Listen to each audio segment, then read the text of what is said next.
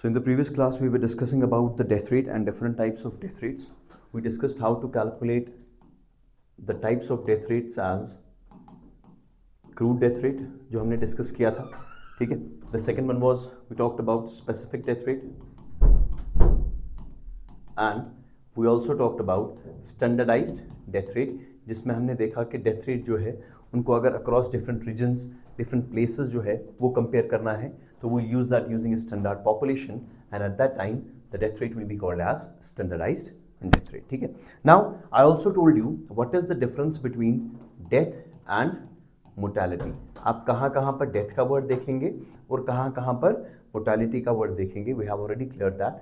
Now there are some things which you just need to remember. For example, you are having infant mortality rate. If I use this word infant mortality rate, ठीक. अब इसमें भी ये चीज़ है, whenever you have to calculate the infant mortality rate, आपको देखना पड़ेगा numerator में आपका रहेगा number of infant deaths, कि कितने infants जो है वो मर गए हैं, and infant means having less than 1 years of age. How many infants have died divided by. अब देखिए इन्फेंट मोर्टेलिटी रेट निकालना है. इन्फेंट कितने मर गए हैं divided by how many live births have taken place during that time into 1000. अब this is very important. जो मैंने आपको कहा था स्टैंडर्डाइज किस वैल्यू से होता है, कभी 100 होगा, कभी 1000 होगा. ठीक है. फॉर एग्जाम्पल एसएमआर के केस में इट वाज 100. ठीक है. तो इस केस में it is 1000. So what is infant mortality rate, it's also called as IMR, which is equal into number of infant deaths, कितने मर रहे हैं divided by live births into this 1000. ठीक है. Similarly you are having case fatality rate. Case fatality rate, for example covid हुआ था, ठीक है. तो हुआ क्या, इस कोविड से क्या पूरी पॉपुलेशन इफेक्ट हुई? नहीं. Let me suppose most population, let me suppose this is a disease. ठीक है. हम देखते हैं कि इस डिजीज से कितने लोग इफेक्ट हुए, रादर इन्फेक्ट हुए इस डिजीज से, और उनमें से कितने मरे. That be called as case fatality rate. So it will be number of deaths, कितने लोग मरे लेकिन due to a specific disease, उस स्पेसिफिक डिजीज की वजह से कितने लोग मरे डिवाइडेड बाय. अब क्रूड तो ये नहीं है, बिकॉज अगर क्रूड होता तो हमेशा डिनोमिनेटर में टोटल पॉपुलेशन आएगा. बट इस केस में क्या होगा, हम देखेंगे कि कितने लोग मरे हैं उस स्पेसिफिक बीमारी की वजह से, and will divided by number of persons infected from that disease. उस बीमारी में कितने लोग मुब्तला थे, इन्फेक्टेड बाय दैट डिजीज. ठीक है. Into 1000. Again the standardised value is 1000. तो हम क्या कर रहे हैं, हम देखेंगे number of deaths due to a specific disease into 100. ठीक है. इनटू 100. यही चीज आपको देखनी है. इसमें I am not sure it was 1000 और 100. I guess this is 100. ठीक है. केस फैटेलिटी रेट क्या, number of deaths due to a specific उस डिजीज की वजह से divided by number of persons infected by that disease. Crude क्यों नहीं, अगर क्रूड होता तो यहां पर टोटल पॉपुलेशन आ जाता. बस that's the difference between crude and a specific thing. वो इंपॉर्टेंट है. ठीक है. Now there are two more things which you need to remember. One is called as maternal mortality ratio. That's also called as MMR. ठीक है. Again वही specific चीज है. तो हम क्या देखें, अब इसमें दो चीजें हैं जो स्टूडेंट्स को यूजुअली कंफ्यूज करता है. One is maternal mortality ratio and the second one is maternal mortality rate. ये दो अलग अलग चीजें हैं. They are not one and the same thing. ये चीजें दो अलग अलग है. Maternal mortality ratio is something different and maternal mortality rate is something different. ठीक है. And both of these किस तरीके से डिफर करेंगे, they'll differ in what is being in the denominator. ठीक है. न्यूमरेटर में दोनों के केसेस में क्या होगा, नंबर ऑफ मैटरनल डेथ्स. ठीक है. बच्चा देते टाइम या देने से पहले या देने के बाद, but because of the effects of giving birth. ऐसा नहीं कि फॉर एग्जाम्पल किसी माँ ने किसी बच्चे को जन्म दिया, बाहर निकली, एक्सीडेंट हुआ तो मर गई. That's not a maternal death. Maternal death is because of giving child birth, उसकी वजह से कुछ कॉम्प्लिकेशंस हुई और वो मर गई. That's categorised as maternal death. तो कितनी मैटरनल डेथ्स हुई डिवाइडेड बाय, इफ आई अगर मैं डिनोमिनेटर इसमें लिखूं number of live births. For example 10,000 बच्चे पैदा हुए. ठीक है. उनमें से कितनी माएँ मरी, समझ आ गया, into 1 lakh. Here the standardised value is 1 lakh. समझ आ गया. जितना चांसेस कम होते हैं उतना ही स्टैंडर्डाइज्ड वैल्यू बढ़ जाता है. ठीक है. So what happens, how to calculate this maternal mortality ratio. It is number of maternal deaths divided by number of live birth into 1 lakh. तो क्या मैं कह सकता हूँ ये मेरे पास ये MMR जो है maternal mortality, so MMR is maternal mortality ratio, not maternal mortality rate. This is called as MM ratio, this is called as MM rate, this is called as MMR. So where you will find the word MMR, it is actually ratio and not rate in that case. ठीक है, तो हम क्या मैं कह सकता हूँ ये जो मैटरनल मॉर्टिलिटी रेशो है ये मुझे दिखाता है कि जब भी एक औरत जन्म देती है बच्चे को तो कितना रिस्क एसोसिएट है उसके मरने का, है ना, because she is giving birth and after giving birth और ड्यूरिंग बर्थ और आफ्टर और बिफोर इट क्या चांसेस है उसके मरने के, that's called as maternal mortality ratio. But if I talk about maternal mortality rate, it talks about number of maternal deaths. अब इसमें भी किसकी बात हो रही है, कितनी maternal deaths हो रही है, but divided by number of women in the age group of 15 to 49 into 1 lakh. Now see the difference between the two. ये दिखा रहा है कि जो women है चाइल्ड बेरिंग एज में उनमें कितना खतरा है मैटरनल डेथ्स का। If you find out this value of MMR it will show कि कितने मैटरनल डेथ्स होंगे but with respect to the total women in the child bearing age. So यहाँ पर ये जो इफेक्ट दिखाएगा मैटरनल मॉर्टिलिटी का, it's not with respect to the women who are giving birth, no, it is women who are in the age group of 15 to 49। So this shows कि बच्चा देते समय कितने लोग मरेंगे and that's why this becomes important. ठीक है, क्योंकि ये ज्यादा क्लियर पिक्चर आपको नहीं देगा। It's not necessary that all these women will give birth, है ना, so that means this becomes more important, कितने बर्थ्स हुए और कितने मैटरनल डेथ्स हुई, कितने women थे चाइल्ड बेरिंग एज में और उनमें से कितनी मरी। so that means this shows कि women में कितना खतरा है मरने का, women में कितना, और ये है कि जो बर्थ देंगे उनमें कितना खतरा है। समझ आ गया, यहाँ तक क्लियर हो गया। So this is maternal mortality ratio and this is maternal mortality rate. तो ये दो अलग अलग हमारे पास चीज़ें हैं। ठीक है, ये कुछ रेट्स है जो इंपॉर्टेंट है याद रखना और इनके स्टैंडर्डाइज्ड वैल्यूज याद रखने हैं। दैट आपको एग्जाम में पूछा जा सकता है MMR maternal mortality ratio is equal to number of births by number of women into 1000 into 100 into 10,000 into 1 lakh.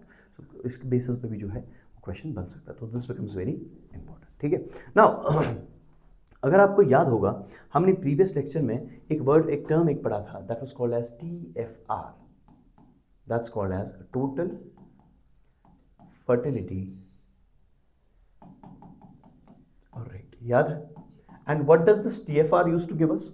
TFR हमें बोलता था कि what is the average number of children a child in her child bearing age will produce. एक माँ जो है या एक औरत जो है 15 से लेके 49 ईयर्स तक वो कितने एवरेज बच्चे जो है वो पैदा करती है। और हमने देखा कि it should be for replacement it should be what 2.1, TFR should be 2.1 ताकि आपकी जो जनरेशन है वो रिप्लेस हो जाए। नाउ द क्वेश्चन इज इस TFR में हम क्या देखते हैं, हम देखते हैं ये औरत है एवरेज कितने बच्चों को ये जन्म देगी, that's called as TFR। But now tell me for example this is a woman that is giving birth, अब इसके पैदा हुए बेटे, ठीक, all of them are males. ठीक है, now tell me whether a population will increase और decrease, will it more specifically depend upon males or on females? Now this is the question. Now who are the potential mothers? Females. It is actually the females who are what? Potential mothers। और जहां पर females की population ज़्यादा होती है इस generation में तो उसके चांसेस ये होते हैं कि अगली जनरेशन में उसकी पॉपुलेशन बढ़ने वाली है। ठीक है, because these are potential mothers. ठीक है, males are not considered to be potential mothers. अगर आपकी जनरेशन आगे बढ़ेगी it's only because of the females. अब हमने कहा TFR is 2.1, but the moment I said 2.1 क्या मैंने जेंडर का कोई भी केस देखा? क्या मैंने देखा इस 2.1 में लड़के कितने पैदा हो रहे और लड़कियां कितनी पैदा हो रही? नहीं, बट हमने ये चीज देखा कि भाई जेंडर से बहुत फर्क पड़ता है। समझ आ गया, जितना फीमेल ज्यादा होंगी उतना चांसेस है पॉपुलेशन ज्यादा बढ़ेगी। समझ आ गया कि नहीं? नाउ व्हाट हैपेंस अगर मैं इस TFR में जो आपने कहा भी टोटल फर्टिलिटी रेट जो आपके पास है, अगर मैं इसमें जेंडर का कॉन्सेप्ट इंक्लूड करूं, किसका कॉन्सेप्ट करूं और कौन सा कॉन्सेप्ट कि फीमेल्स जो है they are considered to be the potential mother's.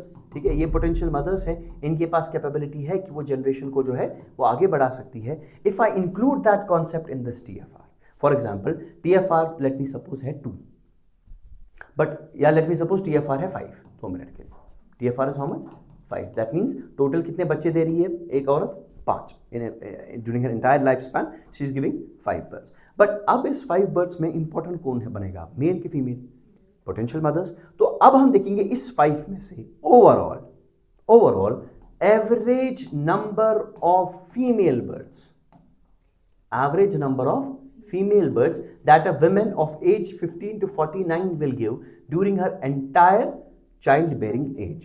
अब अभी TFR क्या था, how many children you will give, how many children a woman is going to give during her entire childbearing age, but what is the average number of female birds। अब children की बात नहीं हो रही है, because who is going to, आगे कौन बढ़ाएगा जनरेशन, फीमेल। तो कितनी फीमेल बर्ड्स जो है वो एक औरत जो है वो दे सकती है from 15 to 40, what is the average number of births she is giving, this is called as GRR, that is gross reproduction rate. समझ आ गया what is GRR now? So GRR simply means gross reproduction rate. And what is this GRR? GRR is what is the average number of female birds, that's important, that a woman is giving during her entire childbearing age. तो देखो TFR और GRR में बहुत simple सा difference है। TFR deals with total average number of children that a woman is giving, but average number of female child that it is giving is called as GRR. समझ आ गया? यहाँ तक कोई प्रॉब्लम तो नहीं है। So what ever will do, जब भी आपको GRR निकालने के लिए पूछेंगे आपको कुछ नहीं करना है, you know how to calculate TFR। हमने परसों ही देखा था, हम पहले ASFR निकालेंगे, याद है, फिर हम करेंगे अगर अलग अलग स्पैन हुआ तो इंटू आई साथ साथ, वरना क्या करेंगे सिग्मा ASFR देखेंगे कितना है, इंटू उसमें करेंगे this I, that is this 10 to 15 अगर आपके पास है तो आपके पास कितना इंटरवल है, that's this I divided by 1000, this will give you what, this is your TFR, total fertility. ASFR अलग से निकालिए हर किसी एज ग्रुप का, इंटू आई कर दीजिए divided by 1000, this will for example give you 2.5, it is 2.5 children per mother during her entire child bearing age. But अगर मैं इस TFR को मल्टीप्लाई करूं विद द परसेंटेज और proportion of female births, for example you are saying that TFR is 3 TFR is how much? So what does this TFR 3 means? It means a woman during her entire lifespan is giving birth to 3 children. But now I am saying you that in this population there are 60% males. How many males are there? 60% males. So that means if there are 60% males, it means there will be 40% females. Yes or no? Total is 100%. ठीक है? Excluding all other things. So 40% will be what? Females. So that means ये जो TFR है, इस TFR को आप simply multiply करेंगे किससे, 40% से, 40 डिवाइडेड बाय 100। समझ आ गया कि नहीं? फॉर एग्जांपल यहां पर TFR कितना था मेरा 3, इसको मैं मल्टीप्लाई करूंगा 2/5 से, मतलब कैंसिल आउट करके, ठीक है। So that's how much, 6 divided by, so that's 1 point and this 1.2 will become my GRR. So that means a woman during her entire lifespan is giving birth to 1.2 females. समझ आ गया कि यहाँ तक clear हो गया?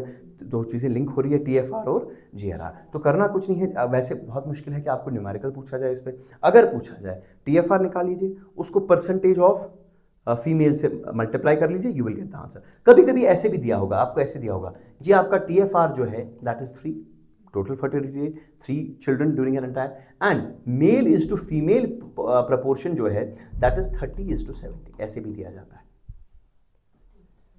रेशो में दिया जाएगा कि 30:70। हमें कुछ नहीं करना, फीमेल्स कितनी है दैट मीन्स कितने में से, सो this is the female proportion, this is the proportion of female. आप कुछ नहीं करना, जो भी आपका TFR है, आपका TFR कितना था 3, उसको आप किससे मल्टीप्लाई करेंगे, proportion of females, that is 70 divided by 100। समझ आ गया? So will get 2.1 in this case. TFR is how much now? 2. GRR is how much? 2.1. तो या तो आपको परसेंटेज के बेस पे दिया जाएगा या आपको प्रपोर्शन के बेस, आपको बोला जाएगा जी TFR 3 है एंड फीमेल पॉपुलेशन इज 40%, तो आप बोलिए कुछ नहीं, 3 × 40 डिवाइडेड बाय 100, ये लीजिए आ गया आपके पास। अगर आपको प्रपोर्शन में दिया जाएगा, मतलब रेशियो में दिया जाएगा, तो पहले आप इसका प्रपोर्शन निकालेंगे। फॉर एग्जाम्पल अगर आपको बोला जाएगा male is to female is 3:5, तो आप बोलोगे ठीक है, it means the proportion of females is 5/8। Yes or no? Multiply this proportion of females by your TFR and it will give you GRR, that is gross reproduction rate. समझ आ गया? Now can you repeat for me what was GRR? It was simply the number of female births that a woman gives during her entire lifespan. Entire lifespan मतलब childbearing age. But who gives you the guarantee that a woman is going to survive during this age? आपको लगता है you are making an assumption that every woman is living from 15 at least from up to 49 years in up to her childbearing age. देखो GRR में आप क्या करो, आप बोल रहे हो TFR इतना है टोटल फर्टिलिटी रेट, उसको आप मल्टीप्लाई करो प्रोपोर्शन ऑफ फीमेल्स के साथ, तो आपने क्या बोला, आपने बोला ध्यान से सुनो, GRR आपने कहा number of female birds a woman is giving during her entire childbearing age. That means you are making an assumption that she is living during her entire lifespan up to at least 49 years. But that's not the case. कुछ तो पहले ही मरेंगे, कुछ 10 साल की उम्र में, कुछ 16 साल की उम्र में, कुछ 20, 25, 40 ऐसे ही हो जाएगा. तो हम क्या करते हैं, हम कहते हैं कि भाई GRR में एक प्रॉब्लम है. What is the problem with GRR? That means it doesn't take the deaths of women into consideration. Or it ignores, it assumes the fact that females are living during the entire childbearing age. यही है कि नहीं? ये assumption है कि भाई पूरा 49 years तक वो औरत जिंदा है, लेकिन ऐसा तो है नहीं है. कभी क्या होता है, मर सकती है पहली. तो हमने कहा GRR को थोड़ा सा एक्सटेंड करेंगे. हम बोलेंगे आपने GRR निकाला, हमने कहा हाँ जी 2.1 है, बट इसको हम क्या करेंगे, will multiply it with the survival rate. Will multiply it with what? Survival rate. अब देखो जो ही मैं GRR में सर्वाइवल रेट मल्टीप्लाई कर रहा हूं, आई एम कंसिडरिंग, आप क्या कह रहे थे, देखो अब यहां पर हम क्या एजम्पशन ले रहे हैं, ध्यान से देखो. आपने GRR में क्या कहा, that a woman is giving birth to 2.1 female during her entire lifetime. But will this 2.1 live during the entire life span? ये जो 2.1 फीमेल्स को ये बर्थ दे रहे हैं, क्या ये 2.1 फीमेल्स, अब देखो यहां पर वो फीमेल बर्थ का अलग कॉन्सेप्ट था, GRR दो अजम्पशन ले रहा है. दूसरी मेन अजम्पशन देखो जिसकी वजह से हम NRR निकाल रहे हैं, that is net reproduction rate. That is what? Net reproduction rate. And see what is that assumption. What when you say GRR is 2.1, आप क्या कहते हो कि a woman is giving to birth to 2.1 females, but will all these females live up to 49 years?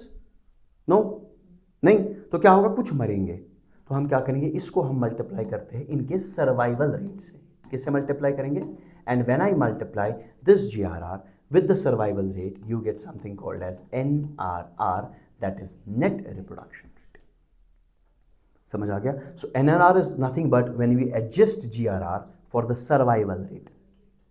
समझ आ गया? तो that means for example आपने क्या कहा, लेट मी सपोज आपने कहा था GRR आपका है 3. सो दैट मीन्स 3 फीमेल जो है, वो एक औरत जो है during her entire child bearing age she will give birth to 3 females. But I am telling you overall क्या होता है, हर कोई बच्चा जो है, जो 3 फीमेल्स की बात हो रही है, ये जिंदा नहीं रहेगा. इंडिया का जरा देखो what is the survival rate. ठीक है, आपने कहा सर इंडिया का सर्वाइवल रेट है, let me suppose it is 0.8. That means 1 में से 0.8 बचेगा, 0.2 मरेगा. 10 में से 8 मरेंगे, 8 बचेंगे, 2 मरेंगे. 100 की बात करो तो 80 बचेंगे, 20 मरेंगे. अकॉर्डिंगली जितना आप स्केल आगे बढ़ाते जाओ. So what is the survival rate in this case? You'll say the survival rate is 0.8. So you'll simply multiply it by 0.8, that is 2.4. This gives you NRR, that is it is this 2.4 females जो आपकी generation को आगे बढ़ाएगी. समझ आ गया?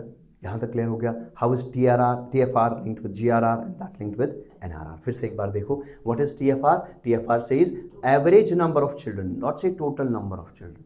Total mean average number, same तो नहीं रहेगा. Average number of children that a women of child bearing age gives. ठीक है, 15 to 49. हमने कहा बट उसमें तो मेल्स भी होंगे, वो तो पॉपुलेशन को आगे नहीं लेंगे, तो वो कौन लेंगे? फीमेल्स. तो कोई बात नहीं, आप इसको मल्टीप्लाई कर लीजिए with proportion of females, you get something called as GRR, that is gross reproduction rate. But GRR for example आपके पास 3 है, that means a women is giving birth to 3 females, but will that 3 females live during the entire life span और during the child bearing age? आपने कहा नहीं. मैंने कहा कोई बात नहीं, आप इसको मल्टीप्लाई कीजिए किसके साथ? आपके सर्वाइवल. इनमें से कितने बच रहे हैं, आपको जो आपके पास आ जाएगा दैट्स कॉल्ड एज NR. और यही NRR जो है ये आपकी पॉपुलेशन को जो है ग्रो करने में मदद करेगा. समझ आ गया? And now remember this fact, if GRR is greater than 1, gross reproduction rate is greater than 1. मतलब क्या हुआ? a woman is giving to more than one females. That means ये माँ है, ये अगर एक से ज़्यादा फीमेल्स को जन्म देगी, that means the population is going to increase. Yes or no? The population is going to increase. If GRR is equal to 1, so that means a mother is replacing herself with a female child. देखो, if TFR was 1, answer, if TFR was 1, it means a mother is replacing herself by one children or one child. TFR 1 का मतलब एक माँ एक बच्चे को जन्म दे रही है. GRR 1 मतलब एक माँ एक लड़की को जन्म दे रही है. फिर वो एक लड़की और 10 लड़कों को जन्म दे, हमें उसके साथ नहीं है. बट इफ GRR इज 1, देखो आपका एक क्वेश्चन ये भी आ सकता है, if GRR is 1, okay, if TFR is 1, does it mean a woman is giving birth to one child? Yes. If GRR is 1, does it mean a woman is giving birth to one child? No, she can give 20 childs, but one woman, मतलब one female. तो GRR 1 का मतलब एक लड़की, एक औरत जो है वो एक लड़की को जन्म दे रही है, उसके बाद कितनी लड़कियों को दे, लड़कों को दे, हमें उससे पता नहीं है. But and if GRR is less than 1, that means हर कोई औरत जो है वो रिप्लेस नहीं कर पा रही है अपने आप को. So that means the population is going to decrease. Same is the case with NRR. If NRR is greater than 1, population is increasing. If NRR is equal to 1, replacing. If NRR is less than 1, decrease. समझ आ गया? सबसे important point है कि understand करो. इसमें calculation वाला part एक ही सवाल आएगा जो मैं आपको बता दूंगा, बट फिलहाल के लिए जो आपका थ्योरेटिकल पार्ट है दैट बिकम्स वेरी इंपॉर्टेंट कि व्हाट इफ TFR इज 1, उसका मतलब क्या होता है, बट GRR इज 1. ठीक है. So most importantly, if GRR is 1, does it mean one birth? No, it means only one female birth and any number of male births. ठीक है. तो मेल बर्थ्स आप यहाँ पर जो है वो नहीं कह सकते. यहाँ तक समझ आ गया? So this was your GRR and this was your NRR. समझ आ गया कि नहीं? नाउ आफ्टर दिस सिंपल छोटी सी एक चीज है, वैसे वो पूछेंगे नहीं, that's called as life table. That's called as what? उतना इंपॉर्टेंट नहीं रहेगा बट हल्का सा देख लीजिए. ठीक है. Just 4-5 minutes on this life table. Now see what is life table. Life table means, देखो ये क्या देखता है, ये देखता है, let me suppose it takes a population. ठीक, इसने एक पॉपुलेशन ली. अब ये पॉपुलेशन जो है वो किस तरीके से आगे बढ़ती जाएगी, that will be determined by life table. समझ आ गया? Now is the case कि आगे बढ़ने का मतलब किस तरीके से आगे बढ़ेगी. देखिए होगा क्या, लेट मी सपोज हम क्या करेंगे, हम इनिशियली 1 लाख लोगों को लेंगे. कितने लोगों को? For example, you usually take 1 lakh people. Out of this 1 lakh people at the same point of time, मतलब आज. ठीक है. तो होगा क्या, आहिस्ता आहिस्ता ये बढ़ते जाएंगे, और जितना जितना ये बढ़ते जाएंगे उतना ही आहिस्ता आहिस्ता ये मरेंगे भी. ठीक है. बट ऐसा होगा कि सारे के सारे एक ही टाइम पे मरे? Is it possible? नो. तो कोई आदमी 1 साल की उम्र में मरेगा, कोई 2 साल की उम्र में, कोई 3 साल की उम्र में. आप समझ रहे हो कि नहीं? ठीक है. तो what is the initial size, मतलब I am taking the initial size as 1 lakh. But don't you think ये जिस पॉपुलेशन की मैं बात कर रहा हूँ, it is at the same point of time. और जब भी मैं एक जनरेशन की बात करता हूँ, we call it an demography और vital statistics as cohort. Cohort means एक जनरेशन का. ठीक है. हम क्या करेंगे, we take an initial population 1 lakh. ठीक है. And this initial population is called as radix. Just need to remember the words. सवाल इसमें से नहीं आएंगे. ठीक है. बस थोड़ा सा आप याद रखो लाइफ टेबल में होता क्या है. इट विल टेल यू कि जो पॉपुलेशन बढ़ती जाएगी over a period of time, कब तक मरते जाएंगे. ठीक है. इनकी लाइफ एक्सपेक्टेंसी कब होगी, आप समझ रहे हो? Over the period of time ये ग्रेजुअली किस तरीके से खत्म हो जाएगी. फॉर एग्जाम्पल ये 1 लाख लोग हैं, इसमें क्या होगा, 1 साल के बाद लेट मी सपोज 90,000 लोग होंगे, फिर उसके बाद 80,000, आहिस्ता आहिस्ता कम बढ़ेगा तो नहीं. ऐसा होगा कि आज 1 लाख है, कल 1,10,000 होंगे. आई am talking only about these 1 lakh people. ये तो बढ़ेंगे नहीं, उतना ही रहेगा. तो over the period of time ये क्या होता जाएगा, कम. अब हम बस इसको ऐसे ही देखेंगे, एनालाइज करेंगे कि कैसे घटता है, किस स्पीड से घटता है, और कहाँ पर आपको लग रहा है कि कहाँ पर ज़्यादा लोग मर रहे हैं, कहाँ पे जिसको आप कहते हो life expectancy. What is the average number of years a person is expected to live. For example, you say that in different countries have a different life expectancy. For example, in India, the life expectancy is 66 years. So what does this mean, 66 years? That means an average Indian is going to live for 66 years. अब ऐसा है कि सबके सब 66 पे होंगे? No. For example, if it is 68 years, it means कि average अगर हम देखेंगे 68 तक यहाँ रहते हैं, तो कोई 40 पे भी मर सकता है, कोई पैदा होते ही मर सकता है, कोई 100-110 साल पे भी मर सकता है. But if you calculate their average, you will land up somewhere around 68 years. समझ आ गया? अब इसमें कुछ टर्म्स इंपॉर्टेंट है जो आपको याद रखनी है. फॉर एग्जाम्पल, इसमें पहला टर्म हम यूज करते हैं, दैट्स कॉल्ड एज एक्स. ठीक है. X means the age. ये बहुत बड़ा एक टेबल बनता है.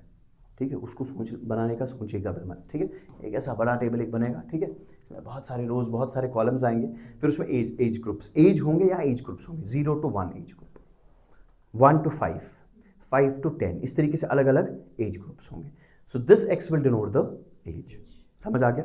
Then there will be l of x, this small l of x, this small l of x will determine कि how many people are in that age group, उस age group में कितने लोग हैं। For example if you talk about age group of 20 to 21, 20 to 21, so how many people are living in that age group, उस age group में कितने लोग इस टाइम पर है out of this 1 lakh people, या जो भी आपका रेडिक्स होगा, that is called as L of X. समझ आ गया। अब मुझे बताओ, for example this is, let me not take the age group, let me take the age wise ऐसे, ठीक है, या let me take the age group 0 to 1, ठीक है। अब यहां पर लेट मी सपोज 1 लाख लोग हैं, ठीक, क्या यहां पर भी 1 लाख लोग होंगे? हो भी सकते हैं, नहीं भी हो सकते, 1,10,000 तो नहीं होगा। अब आहिस्ता आहिस्ता गिरेंगे। फॉर एग्जाम्पल अब यहां पर है 98,000 लोग, ये सब, यहां पर क्या होगा 96,000, and over the period of time it is going to diminish, कम कम होता जाएगा। So can I say from this age group to this age group some persons are dying, कुछ ना कुछ मरेंगे, and that is represented by d of x. What is d of x? How many person dx, d of x नहीं कहेंगे, वो कुछ अलग मतलब निकलेगा, dx, ठीक है, क्योंकि अब हम मैथ की ओर शिफ्ट करें तो d of x कुछ अलग होगा। तो dx का मतलब क्या होता है कि उस लाइफ स्पैन में, मतलब जब वो स्टार्ट हो गया लाइफ स्पैन और जब वो खत्म होगा, बीच में कितने लोग मरे। देखिए फॉर एग्जाम्पल आज साल स्टार्ट हुआ, साल खत्म हुआ, ठीक है, एल ऑफ एक्स मीन्स यहां पर स्टार्ट में कितने लोग थे, that's L of X. But जो ही ये लाइफ 1 साल खत्म हो गया, 1 साल में कुछ लोग मरे होंगे, यस और no, that is D of X. So how many deaths are taking place during this life span. For example calculate कैसे कर सकते हैं, ये 1 लाख है, ये 98,000 है, difference is what 2,000, that mean 2,000 लोग मरे। समझ आ गया कि नहीं, you are getting the point. अच्छा, अब सवाल ये है कि जो ही मैंने फॉर एग्जाम्पल किसी एज ग्रुप के बारे में देखा, यहां पर कितने लोग जिंदा थे, 1 लाख, मरे कितने, मर गए होंगे ना 2,000, क्योंकि 1 लाख थे, अगले ग्रुप में तो 98,000 जा रहे हैं, तो दैट मीन्स 2,000 मर गए। Now next is what is the probability of deaths, what is the probability that in this age group a person is going to die. You are getting the point, I am telling you what is the probability that in this age group a person is going to die, that is represented by q of x, probability of dying in an age group। इसके mathematical calculation नहीं करेंगे, ठीक है, वरना 1-2 दिन इसी में चले जाएंगे, ठीक है। सो लाइफ टेबल बहुत मुश्किल है कि इससे क्वेश्चन पूछा जाए। So what is q of x? It's probability of dying in an age group. For example, अच्छा फॉर एग्जांपल मैं आपको बोलूंगा, बताइए इसमें प्रोबेबिलिटी क्या है मरने की, इस एज ग्रुप में मरे कितने थे, कितने, so if you divide both of them you will gate probability, because probability means what, आप किसकी प्रोबेबिलिटी देख रहे हो, मरने की, तो मरे कितने डिवाइडेड बाय टोटल कितने थे। सो कैन आई से इसमें अगर मैं प्रोबेबिलिटी आपसे पूछूं मरे कितने आउट ऑफ दीज 2, नहीं इधर इधर छोड़ो, इधर बताओ, इधर out of the terms that I have used, dx मरा, थे कितने, so if you calculate dx by lx that should give you qx। समझ आ गया, बस टर्म्स याद रखो कि किस टर्म से मुझे क्या निकल रहा है। What was x, it give you the age. What was l of x, persons. d of x, deaths हो रही है उस एज ग्रुप में। q of x, what is the probability कि उस एज ग्रुप में कोई मरेगा, ठीक है। बट ऐसा भी होगा ना, there is one more term that's called age p of x, and what is p of x? Probability of survival in that age group. देखो जिस तरीके से बचने के चांसेस है, उसी तरीके से मरने के चांसेस भी है। देखो या तो इंसान बचेगा या मरेगा, प्रोबेबिलिटी या इसमें होगा वो या इसमें आ जाएगा। And how we calculate that, आपने ये निकाला, निकल गया ना, इसको सिर्फ 1 से आप सब्ट्रैक्ट कर लीजिए, आपको इसकी प्रोबेबिलिटी निकलेगी। When you will study probability we say that whenever only there are 2 events, मतलब या ये होगा वरना ये होगा। For example I will say if I toss a coin, coin जो ही मैं टॉस करूं फॉर एग्जाम्पल, उसकी प्रोबेबिलिटी है 0.4 फॉर एग्जाम्पल, ठीक। Overall probability is always 1, overall chances are always 1। तो अगर 0.4 होने के है तो 1 - 0.4 ना होने के, समझ आ गया कि नहीं? Because we are consider there only 2 events, या होगा वरना नहीं होगा। अब अगर हुआ, देखो प्रोबेबिलिटी मरने की dx/lx, प्रोबेबिलिटी बचने की इस 1 में से 1 minus this probability, this will give you probability of survival. समझ आ गया? फिर से एक बार देखो, if I use the word x, what is that x? It means age. What is l of x? Small l of x, living in that span, ठीक है। What is q of x? जो मर रहे हैं उसके age group में, that's q of x। What is नहीं sorry, that's d of x, dx। What is qx? Probability of dying. What is px? Probability of survival. समझ आ रहा है कि नहीं? यहां तक क्लियर हो गया? Now next one is lx। Now what is the difference between these two? This is small l of x, this is capital L of x। अब देखो मुझे एक बात बताओ, if I am taking 0 to 5, let me suppose 5 to 10 years का मैं span ले रहा हूं, ठीक। इसमें लेट मी सपोज 40,000 लोग होंगे। सुनना मेरी बात ध्यान से, 5 से लेकर 10 साल की एज में कितने लोग होंगे? 10,000, 20,000, 30,000। वो लोग, अगर उन लोगों की मैं हर किसी की एज को जो ऐड करूं, फॉर एग्जाम्पल ये जो 5 to 10 है, लेट मी सपोज मैं आपको ऐसे बोलूंगा 3 लोग थे, 1 2 3, आपको मैं ऐसे समझाऊंगा, ठीक। ये 3 लोग थे 5 to 10 एज ग्रुप के, ठीक। ये वाला जो है ये रहा 5 6 7 3 साल तक जिंदा, ये रहा 5 6 7 8 9 तक जिंदा, और ये रहा 5 6 7 8 9 10 11 तक आगे भी रहा जिंदा। लेकिन मेरा कौन सा, मैं क्या देख रहा हूँ? 5 से 10 तक। Can I say from the age group of 5 to 10 this person lived from 3 years, क्योंकि 8 साल की उम्र में मरा। 5 6 7 8, मतलब इसने 7 साल की उम्र में मरा। तो 5th वाला ईयर, 6th वाला ईयर, 7th वाला ईयर, कितने साल दिए इसने इस एज ग्रुप में? 3 साल। ये मरा एट द एज ऑफ 9, ठीक। इसने दिया 5 6 7 8 9 4 साल फॉर एग्जाम्पल। और तीसरा जो है वो मरा 40 साल की उम्र में। दैट मीन्स फ्रॉम 5 to 10 वो पूरा जिंदा था, so that means he gave all his 5 years. If you add all the number of years, that is what is L of x। समझ आ गया? सो दैट मीन्स इसको हम बोलते हैं पर्सन ईयर्स भी, मतलब it gives you what? Person years. That means in how many years all the persons in that age group are living. Adding up all of them will give you L of x. समझ आ गया? यहां तक clear हो गया? We don't need to do it mathematically, so it will become very lengthy और आएगा भी नहीं, ठीक है। बट समझ आ गया L of x किस तरीके से? सिंपल है। एंड हम किस तरीके से इसको, अगर आपको कैलकुलेट भी करना है, वो बोलता है ऐसे, स्टार्ट में देखो कितने लोग थे, देखो अब ऐसा हो रहा है ना कि आहिस्ता आहिस्ता लोग मर रहे हैं, है ना। मतलब 5 to 10 जितना जितना आप जाओगे तो लोग मरते जाएंगे। ये बोला ऐसे एक काम करो, देखो भाई, बोलो आप एज ग्रुप क्या देख रहे हो? 5 to 10 ईयर्स। पहले आपको देखना पड़ेगा ना कि कितने लोग इसमें हैं, average number of people which are surviving. और एवरेज कैसे हम देखते हैं? This plus this divided by 2। हम क्या करेंगे, इसके स्टार्ट पे कितने लोग थे, इसके एंड पे कितने लोग थे, divided by 2, that will give you the average number of persons. Multiply it by all the years, that will give you L of x। You are getting the point? आपको क्या चाहिए L of x में? Person years. हर कोई बंदा इस as group में कितने साल रह रहा है, कितने साल रह रहा है, that is 5 to 10, that is 5। But what is the average number of persons in this span? कोई बात नहीं, 5 to 10 एज ग्रुप है। अगर इसका मैं मतलब L1 देखूं, फॉर एग्जाम्पल L देखूं इसका, वो होगा आपके 5 साल के टाइम पे कितने होंगे। और अगर मैं अगले वाले का L देखूं, देखो इसका एंड उसका स्टार्ट, देखो यहां पर खत्म हो गया तो अगला वहीं पे स्टार्ट होगा। तो अगर मैं इस वाले L को इस वाले L का एवरेज निकालूं आपस में, this will give me total number of person. Multiply it by the span of 5, you will gate person years, that is L of x। समझ आ गया? क्लियर हो गया? जस्ट रिमेंबर दीज टर्मिनोलॉजीज, ठीक है। अगर पूछेंगे तो इससे पूछ सकते हैं, ठीक है। और न्यूमेरिकल कैलकुलेशन अगर पूछेंगे तो फिर ये कुछ भी पूछ सकते हैं, ठीक है। तो फिर ये फिर कभी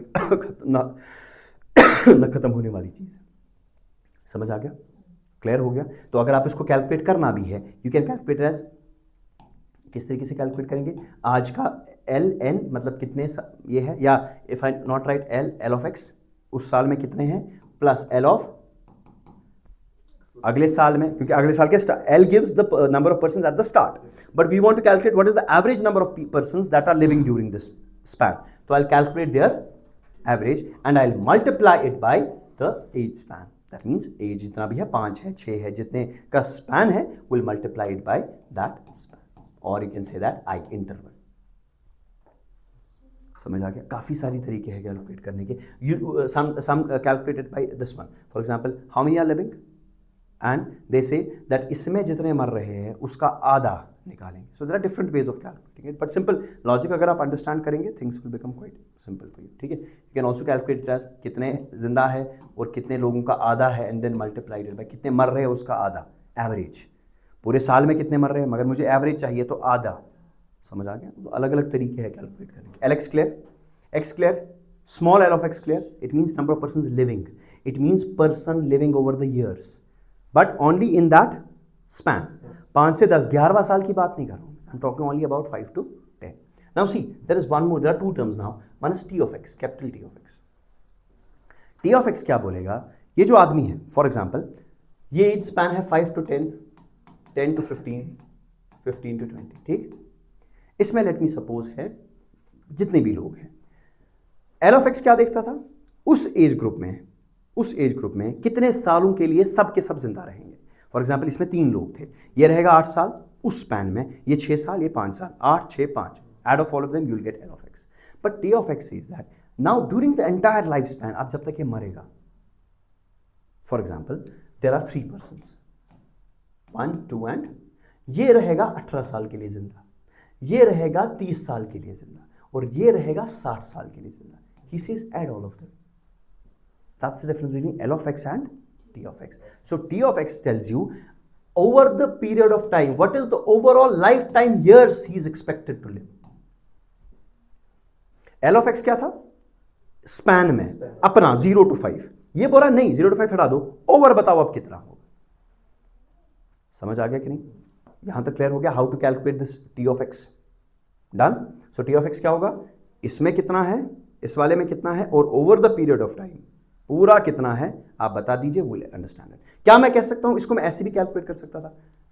ये अलग अलग स्पैन्स है. अगर मैं इसका एल ऑफ एक्स, इसका एल ऑफ एक्स, इसका एल ऑफ एक्स, इसका एल ऑफ, सबका एल ऑफ एक्स ऐड करूं, it will give me T of x.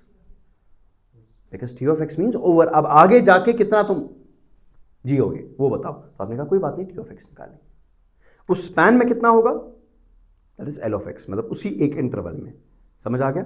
Interval का L of x and over the period of time कितने सबके सब लोग कितना जिंदा रह रहे हैं, सबको ऐड करेंगे, that will give you T of x.